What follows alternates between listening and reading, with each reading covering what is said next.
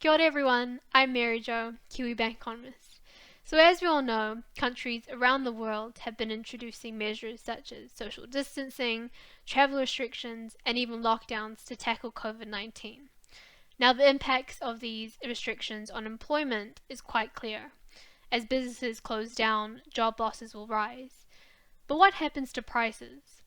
Well, locking down the country actually led to a shock to both demand and supply, which is interesting because these shocks can actually have different impacts on prices. A supply shock in the form of disrupted supply chains increases production costs, and that could see prices rise. On the other hand, the lockdown dealt a massive blow to demand. Shops closed down, and we were limited to spending on just essentials. And with many of us working from home, and of course our closed border situation, our demand on things like transport has fallen. Weak demand puts downward pressure on prices. Now overall, the price dampening demand effect will most likely dominate the price increasing supply effect. And that's because as countries reopen their border and allow trading to resume, restrictions on supply and the implications that has on prices should begin to ease. Demand, however, is expected to weaken further.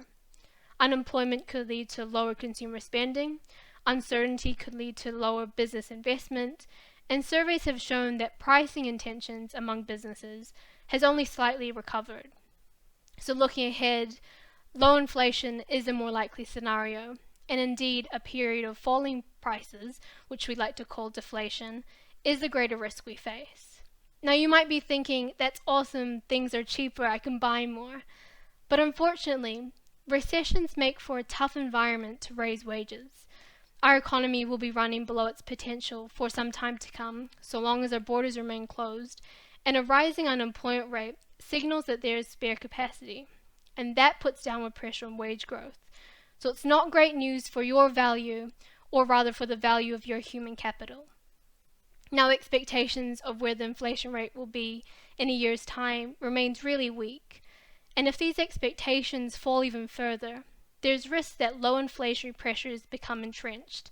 And what that means is it takes longer for us to return to what's considered stable prices, which is an inflation rate of about 2%. Now the threat of high unemployment and deflation is precisely the reason why the Reserve Bank has signaled their intent to do even more with monetary policy. Talk to you next time.